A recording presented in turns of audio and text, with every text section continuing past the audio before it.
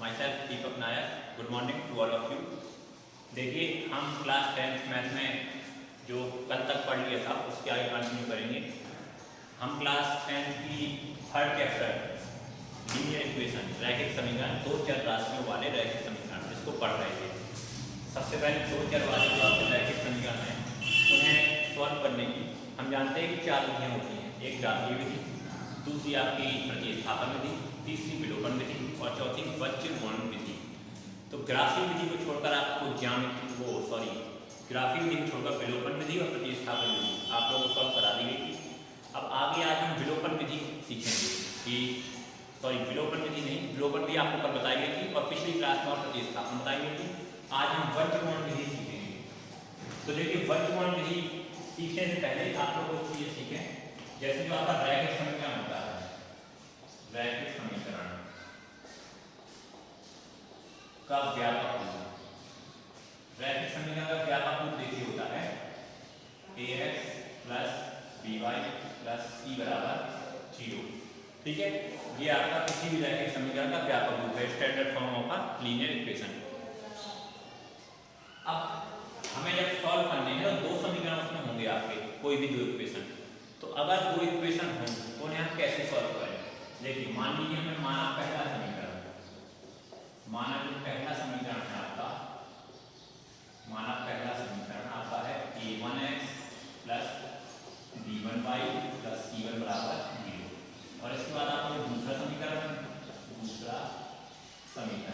वो है आपका a2x plus b2y plus c2 बराबर 0। इन दोनों इक्वेशन को हमें वज्रगुणन विधि से करना है, क्रॉस मल्टीप्लिकेशन मेथड, वज्रगुणन विधि। देखिए कैसे किया जाता है। सबसे पहले हम x, y और 1 लिख देंगे।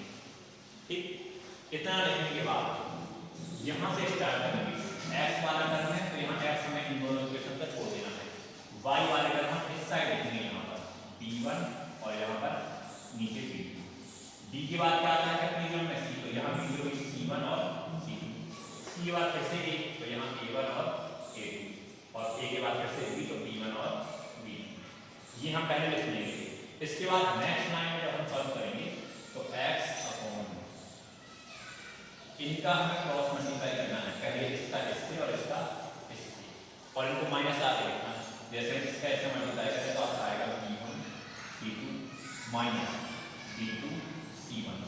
इतना हो गया इक्वल टू, अब यहाँ x हो गया, अब हमें लिखना है y अपॉन इसका मल्टीप्लाई करेंगे इससे, क्रॉस मल्टीप्लाई इसका इससे, तो c1 का होगा a2 से, तो a2 c1 और माइनस लगाना है a1 c2 इक्वल टू, यहाँ आपका रहेगा 1, तो 1 लिखा हमने लगाया, इसका मल्टीप्लाई इससे और इसका मल्टीप्लाई इससे, तो आपका आया a1 b2 minus a2 b1।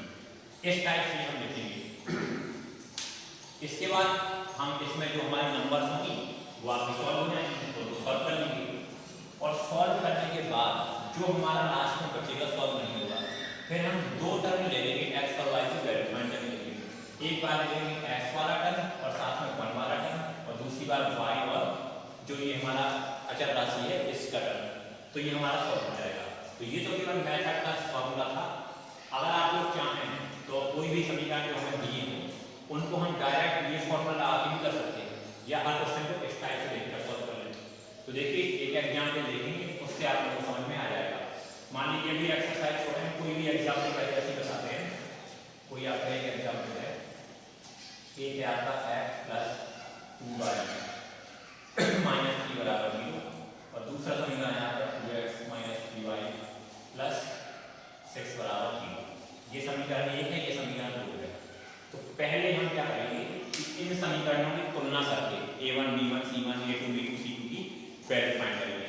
तो सबसे पहले समीकरण 1 की तुलना, समीकरण 1 की तुलना a1x plus b1y plus c1 बराबर 0 से करने पर, तो देखिए आपका यहाँ पर यहाँ a1 की वैल्यू क्या होगी, x तो देखिए इसमें भी है, इसमें भी है, a1 की वैल्यू क्या होगी आपकी 1। ठीक, और ये b1y यहाँ 2y, तो b1 की वैल्यू क्या होगी आपकी 2, और c1 और यहाँ -3, तो c1 की वैल्यू -3। इतना आ गया। इसके बाद समीकरण 2 की तुलना कर लीजिए। समीकरण 2 की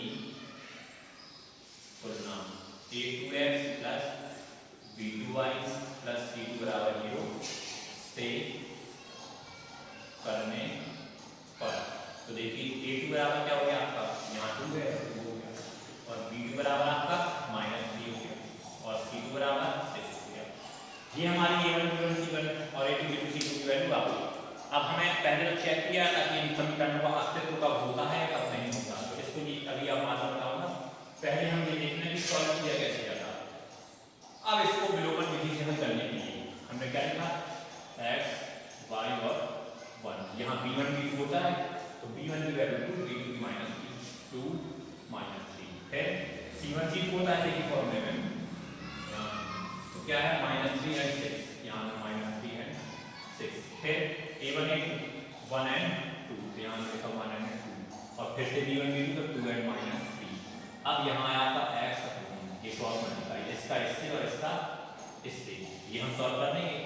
तो देखिए 6 का हमने 2 में पढ़ा तो 12 6 दूनी 12, ठीक, मल्टीप्लाई करेंगे माइनस, यहाँ माइनस आना है आपका, -3 का -3 से हुआ तो -9 आएगा, ठीक, +9 आएगा, माइनस हमारा फॉर्मूले में होता है तो हम कर देंगे बराबर, यहाँ हमने y लिखा अपॉन लगाया, इसको इसका मल्टीप्लाई इसका मल्टीप्लाई, तो -3 का -2 से प्लस होगा तो -6 आएगा, 6 का 6 से होगा क्या आएगा 6 आएगा आपका, ठीक है। फिर इसका हम इससे मल्टीप्लाई करेंगे इसका इससे, तो यहाँ 1 अपॉन यहाँ आएगा -3 और साथ में 2 जा -4, ये आ गया। अब इसके बाद हम इसको और भी सॉल्व कर सकते हैं, तो क्या आएगा देखिए आपका, यहाँ पर ये 6 दोनों आए हैं तो ये समीकरण का अस्तित्व नहीं होगा इस वाले का, तो इसलिए हम थोड़ा सा इसको चेंज करके कुछ लिख लें। यहाँ पर आपकी जो c1 मान लो ये था, यहाँ पर हमने मान लिया था 1, ठीक, c1 दिए गए, तो यहाँ पर क्या होगा 1 होगा, तो इसके हिसाब से क्या आएगा, तो यहाँ पर 2 and -6, यहाँ पर c1 की वैल्यू क्या हमने मान ली -1, देखिए ये हमने चेंज कर लिया थोड़ा सा आगे सॉल्व करने के लिए, एग्जाम्पल है कोई ऐसे सी एक्सरसाइज करनी है। अब ये हमें देखते हैं इसको और सॉल्व करें, तो देखिए अब क्या आएगा x अपॉन यहाँ माइनस के रूप की, यहाँ y अपॉन -4 और यहाँ y अपॉन -7, ये देखिए फॉर्मूला आपको यहाँ पर बताया गया था, ये सॉल्व देखिए यहाँ तक ये फॉर्मूला था यहाँ तक। अब इसमें वैल्यू फाइंड करने के लिए हम दो टर्म को लेंगे, टेकिंग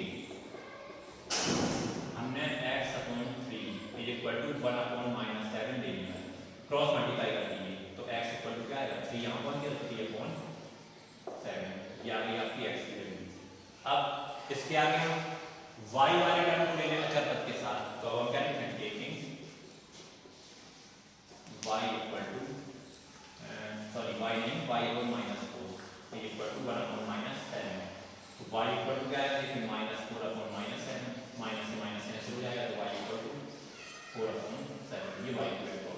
तो इस तरह से ही हम वज्रवर्ण विधि द्वारा समीकरणों को हल कर सकते हैं, ठीक है। सबसे पहले हमें क्या करना है देखिए, समीकरणों की तुलना करनी है। सबसे पहले हमने कंपेयर किया समीकरण 1 का a1x b1y प्लस c1 से, और समीकरण 2 का a2x b2y plus b2y plus c2 बराबर ये से, और a b c और की वैल्यू a1 b1 c1 और a2 b2 c2 की वैल्यू फाइंड करनी। जब हमारी वैल्यू आ जाएगी तो फिर उसको हम इस फॉर्म में x y 1 जो भी वेरिएबल इसमें यूज हो रहे होंगे उनको हम लिखेंगे। जैसे आपका x y और 1 यूज हो रहा है, इसमें तो हमने x y और 1 लिखा है। अगर तो a भी आया होता तो हम यहाँ x y की जगह a भी लिखते, x भी कुछ और आया होता तो वो लिखते। इस तरह से हम सॉल्व कर लेंगे, तो ये आपकी वैल्यू हो जाएगी, ठीक है। इसके बाद देखिए आगे इसके इक्वेशंस जो है एक्सरसाइज के वो हम कल डिस्कस करेंगे। फिलहाल अभी आप लोग देखिए समीकरण के हल कब होते हैं या कब नहीं होते, हमें ये समझना है पहले कि कोई समीकरण लिखा है उसका कब अस्तित्व होगा और कब अस्तित्व नहीं होगा। तो देखिए अगर आपके दो समीकरण पता हो, पहला समीकरण फर्स्ट इक्वेशन आता हो a1x plus b1y plus c1 equal to 0, और सेकेंड इक्वेशन हो आपका a2x plus b2y plus c2 equal to 0। तो हमें हल ज्ञात करने के लिए समीकरण के है या नहीं क्या करेंगे, a1 अपॉन a2 फाइंड कर लेंगे, फिर b1 अपॉन b2 फाइंड कर लेंगे, फिर c1 अपॉन c2 फाइंड कर लेंगे। और अगर आपका तीनों फाइंड होने के बाद a1 upon a2 is not equal to b1 upon b2 हो जाएगा, मतलब हमारा a1 बटे a2 का अनुपात जो है वो b1 बटे b2 के बराबर ना हो, तो इस कंडीशन में अद्वितीय हल ओनली यूनिट सॉल्यूशन, या हम कह सकते हैं अद्वितीय हल को केवल एक हल। इस कंडीशन में आपका केवल एक हल होगा, मतलब अद्वितीय हल होगा, या हम कह सकते हैं कि केवल एक हल या यूनिट सॉल्यूशन। तथा जो रेखाएं होंगी दोनों समीकरणों की रेखाएं एक दूसरे को प्रतिच्छेद करेंगी, केवल एक स्थान पर प्रतिच्छेद करेंगी। ठीक है, दोनों रेखाएं एक दूसरे को क्या करेंगी, केवल प्रतिच्छेद एक जगह पर। दूसरी कंडीशन, अगर हमारा a1 बटे a2 बराबर b1 बटे b2 बराबर c1 बटे c2 इस तरह से हो, तीनों आपस में क्या हो बराबर, तो इस कंडीशन में जो हल होंगे वो होंगे इनफाइनाइट मैनी सॉल्यूशन, मतलब अनंत हल। इस कंडीशन में कैसे होंगे, अनंत हल। और रेखाएं जो होंगी रेखाएं संपाती मतलब जो एक लाइन से जाए वहीं से दूसरी रेखा जाएगी, जैसे एक सीधी का इतना सीधी दूसरी रेखा भी उसी ऊपर से चल जाएगी, वो होता संपाती। और अगर आपका a1 बटे a2 इज इक्वल टू हो b1 बटे b2 पे, लेकिन ये इक्वल ना हो c1 बटे c2 पे, अगर ये नहीं है तो इस कंडीशन में जो समीकरण के हल होंगे वो कोई हल नहीं, समीकरण के हल एक भी नहीं होंगे। और रेखाएं कैसे होंगी, समांतर रेखाएं समांतर। ठीक है, इस कंडीशन में रेखाएं कैसे हो जाएंगी, समांतर रेखाएं। समझिए सब लोग, क्या करना है हमें, समीकरण हल हो रहा है या नहीं हो रहा, सॉल्व होगा या नहीं, ये देखने के लिए हम सबसे पहले क्या करें कि इक्वेशन जो दिए उनका कंपेयर कर लें, a1 upon a2 b1 upon b2 और c1 अपॉन c2 की वैल्यू फाइंड कर लें। और जब ये वैल्यू हमारी आ जाए तो उसके बाद हम क्या करें, a1 बटे a2 और b1 बटे b2 c1 बटे c2 सबकी तुलना करें। अगर हमारी फर्स्ट कंडीशन में a1 upon a2 not equal आया है b1 अपॉन b2 तो हमारा समीकरण के हल होंगे कैसे, अद्वितीय केवल एक हल और रेखाएं प्रतिच्छेद करेंगे। अगर तीनों बराबर आए हैं a1 अपॉन a2 बराबर है b1 अपॉन b2 के और वो बराबर है आपका c1 अपॉन c2 के, तो उस कंडीशन में अनंत हल होंगे और रेखाओं की स्थिति कैसी होगी, संपाती। और अगर a1 अपॉन a2 बराबर b1 अपॉन b2 के है और ये नॉट इक्वल है c1 अपॉन c2 के, तो इस कंडीशन में समीकरण का कोई हल नहीं होता। और जब समीकरण का कोई हल नहीं होता तो उस कंडीशन में आपकी जो रेखाएं होती हैं वो होती हैं समांतर। ठीक है, इतना आप सब लोग समझ गए होंगे। तो देखिए ये हमने कंडीशन याद रखनी है। अब इसके बाद जैसे आपका कोई क्वेश्चन है, एक क्वेश्चन लिखा है, ये आपका 3.5 एक्सरसाइज का फर्स्ट क्वेश्चन है। इसमें हमें क्या है कि दो समीकरण दिए हैं x minus 3y minus 3 equal to 0 और 3x minus 9y minus 2 equal to 0। पहले हमें ये ज्ञात करना है कि समीकरण के हल कैसे होंगे, और अगर समीकरण के हल हैं तो उन्हें हमें बीजगणित विधि से हल करना है। तो पहले हम ये चेक करने के लिए कि समीकरण में हल होंगे या नहीं होंगे, उसके लिए देखिए सबसे पहले दोनों समीकरणों की तुलना करें। पहले समीकरण की तुलना, पहले समीकरण की तुलना a1x plus b1y plus c1 बराबर 0 से करने पर तुलना करेंगे। देखिए a1 बराबर, यहाँ a1x है, यहाँ केवल x तो 1 हो गया, b1 बराबर आपका -3 हो गया और c1 बराबर -3। अब दूसरे समीकरण की तुलना, दूसरे समीकरण की तुलना a2x plus b2y plus c2 बराबर 0 से करने पर देखिए a2 बराबर आपका क्या हुआ, ये 3x है, यहाँ ax a2x है तो 3 हो गया, और b2 बराबर यहाँ -9 हो गया और c2 बराबर आपका -2 हो गया। अब हम a1 upon a2 b1 upon b2 और c1 अपॉन c2 फाइंड करने लगे। तो a1 upon a2 is equal to आपका आया क्या, a1 की वैल्यू थी आपकी ये 1 अपॉन 3, कॉमन आ गया हमें b1 अपॉन b2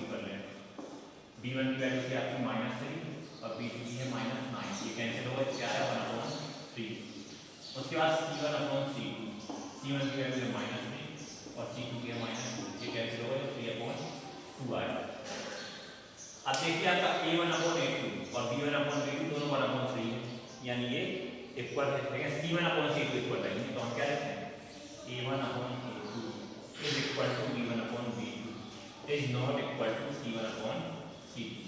अब देखिए ये कंडीशन कौन सी, ये है तीसरी कंडीशन। इसमें समझ में आए कि हल कोई हल नहीं है। और एक बात और आपको याद रखनी है, इन दोनों कंडीशन में जब अनंत हल हो और अद्वितीय हल हो, तो जो हल होते हैं वो संगत भी होते हैं। इन दोनों कंडीशन में कैसे होते हैं, संगत, और इसमें होते हैं हल असंगत। तो कैसे हल आ रहे हैं हमारे, कोई हल है ही नहीं। जब उस इक्वेशन का कोई हल नहीं है तो इक्वेशन सॉल्व भी नहीं होगा, तो हम क्या लिखेंगे, इसलिए समीकरण का कोई हल नहीं होगा। और अगर हमारी इन दोनों कंडीशन में से कोई आई होगी तो हम लिखेंगे समीकरण का हल होगा। कैसे होगी, अद्वितीय होगी या अनंत होगी, वो इन पर डिपेंड करता था। और अगर आपके हल आएंगे तब तो हम इक्वेशन को इनको सॉल्व करेंगे, किसी मेथड से कर सकते हैं, यहाँ आपको कंट्रोल से ही लगाएंगे।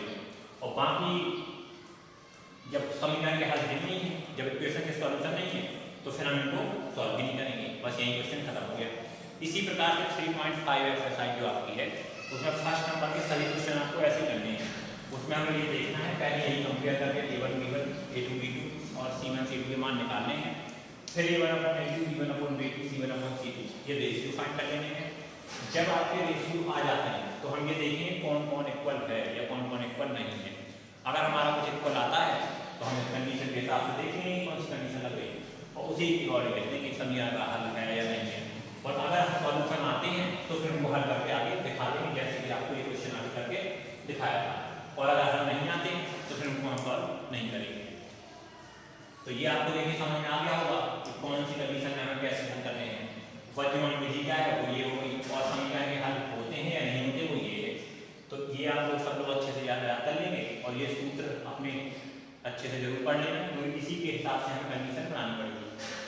तो आप लोग ये फर्स्ट एक्सरसाइज के फर्स्ट क्वेश्चन जो है ये सॉल्व करेंगे, और बाकी जो सेकेंड क्वेश्चन वगैरह है या और जो वर्क प्रॉब्लम है तो वो आपकी नेक्स्ट क्लास में सॉल्व की जाएगी। और इसमें जो आपको दिक्कत होती है तो वो आप लोग पूछ लेंगे। ठीक है, थैंक यू।